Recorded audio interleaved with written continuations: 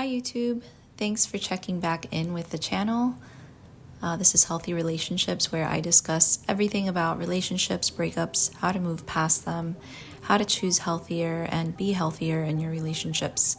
And today I want to talk about defensiveness and how this comes up in our relationships.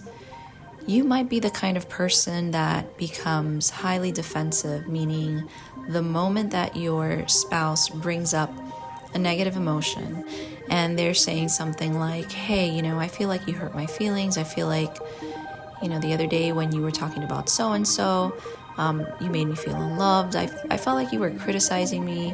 Whenever your spouse brings these kind of topics up, you start to get irritated. You start to say, oh my gosh, here we go again. You tend to want to avoid the conversation. You might distract by doing something right away when your spouse starts speaking to you and then leaving to the other room.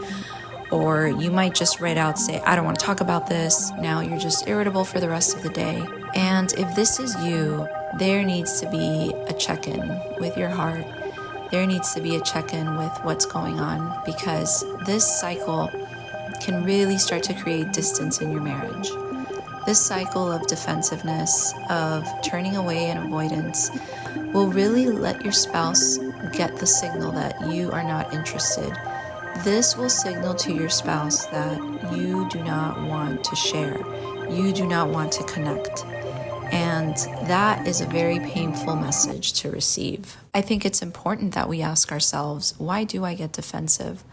Why is it so hard for me to sit there with my spouse and go through their emotion?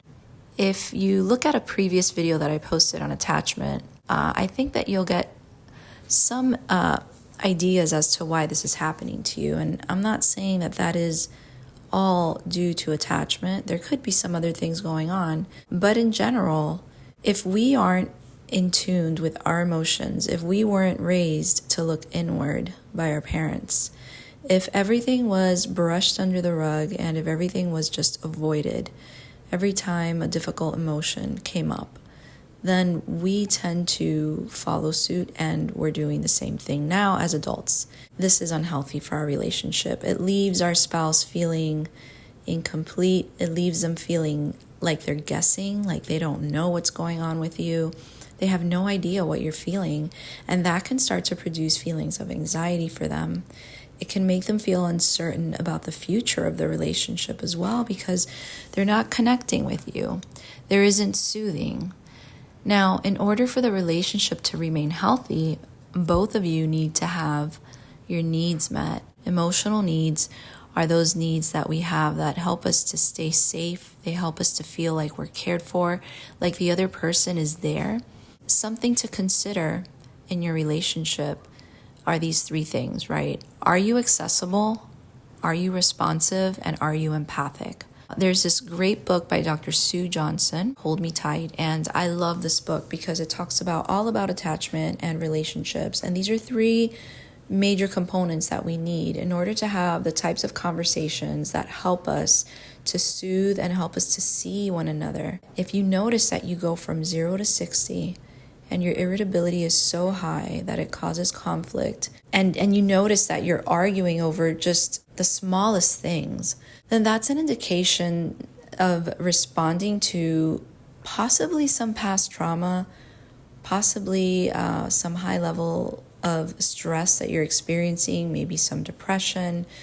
There definitely needs to be a little more awareness on your end to figure out what's going on. But going back to being accessible, responsive, and empathic, are you accessible? If your spouse needs to speak with you, are you able to say, hey, I can't talk right now because I have a meeting for work, but let's meet up at 3, right? Or let's make it happen. Are you accessible? Are you responsive, right? Do you just sit there and listen and say nothing? Or do you actually give them some feedback? Do you respond? Do you let them know what your thoughts are, right? Do you ask questions? Are you responding to them? And are you empathic? Are you able to get down to where they're at and ask questions to understand what they're really feeling? Because that's the only way that they're going to know you're listening and you understand. That's the only way that they'll feel connected to you, if you validate them, right? And so going back to the defensiveness, if you become defensive, all of these things that I mentioned will not happen. All of these things that I mentioned start to happen when you have some kind of control over your emotion, and you can regulate and you can just calm yourself down and think clearly. But if that's not where you're at, then I really encourage you to ask yourself, what happened? What happened in my past? What happened in my childhood? How did my parents respond to me when I came to them and I had a difficult emotion? How did my parents respond when I was scared? How did they respond when I was crying? Did they even respond, or did they just send me to my room, right? Did they sit there with me and try to help me figure things out? Because if that didn't happen, then you do not have the skill to do that yourself. And you might very well be avoiding most of your difficult feelings, and you're just stuffing them and repressing. No wonder you become irritable, angry, and you lash out. It's really hard to sit with someone else's difficult emotions if you don't have the stamina and the ability to sit there and look at your own. It's actually really frightening if you can't do it.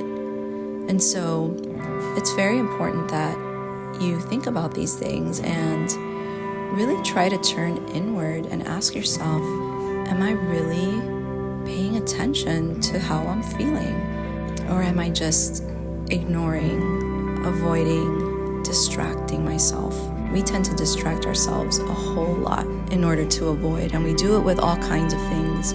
We do it with work, we do it with food, we do it with gaming, we do it with going out, all kinds of distractions just to avoid the painful process of looking in and searching and understanding. But I encourage you, look inward. You don't have to be in crisis to see a therapist, and actually I encourage you not to wait until you're in crisis, because if you really love your significant other, if you really love your husband, your wife, then it's really time to invest. It's time to invest in the relationship. Now is the time to do it, and now is the time to put in the work so that you can have a long-lasting, wonderful marriage till death do you part. And that is a beautiful thing. So I hope that this encourages you to think a little bit more about how to make your relationship healthier. I hope this encourages you to get help if you feel like you need it. So thanks for listening. If you think this is helpful, please share, hit the like button, and subscribe. Thanks, and have an awesome day. Bye.